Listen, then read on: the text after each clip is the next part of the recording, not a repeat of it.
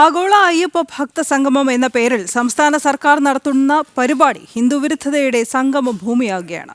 തമിഴ്നാട് മുഖ്യമന്ത്രി എം.കെ. സ്റ്റാലിനാണ് ഭക്തസംഗമത്തിലെ മുഖ്യാതിഥി. സനാതനധർമ്മത്തെ ഉന്മൂലനം ചെയ്യണമെന്ന ഉദയനിധി സ്റ്റാലിന്റെ പരാമർശം വൻ വിവാദങ്ങൾക്ക് വഴിവെച്ചിരുന്നു.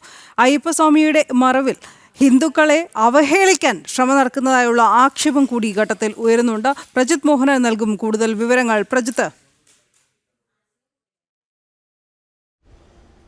അനു, ഒരുപക്ഷെ ഈ നമ്മൾ അയ്യപ്പ സംഗമം എന്ന പേരിൽ സർക്കാർ നടത്തുന്ന ഈ പരിപാടിയെ പറ്റിയുള്ള ആദ്യഘട്ടം മുതലുള്ള പ്രധാനപ്പെട്ട വിമർശനം എന്ന് പറയുന്നത് സംസ്ഥാന സർക്കാർ എങ്ങനെയാണ് ശബരിമല പ്രക്ഷോഭകാലത്ത് സ്വീകരിച്ച നിലപാടുകൾ എന്നുള്ളത് കൊണ്ടാണ്. ശബരിമലയിലെ ആചാരധ്വംസനത്തിന് ഒരു സംസ്ഥാന സർക്കാർ തന്നെ ആ ഒരു ശ്രമത്തിന് നേതൃത്വം നൽകുന്നു.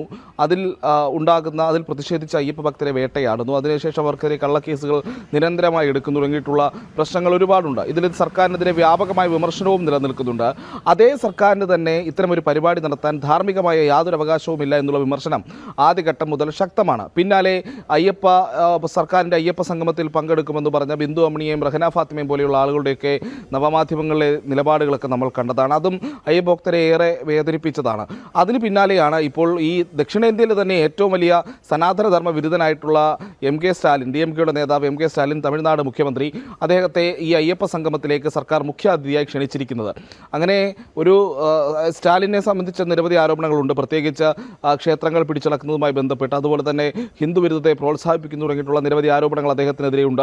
അതുമായി ബന്ധപ്പെട്ടുള്ള സ്റ്റേറ്റ്മെൻറ്റുകൾ നിരവധിയുണ്ട്. അദ്ദേഹത്തിൻ്റെ പാർട്ടിയുടേതായിട്ടുള്ള അത്തരം പരാമർശങ്ങൾ നിലവിലുണ്ട്.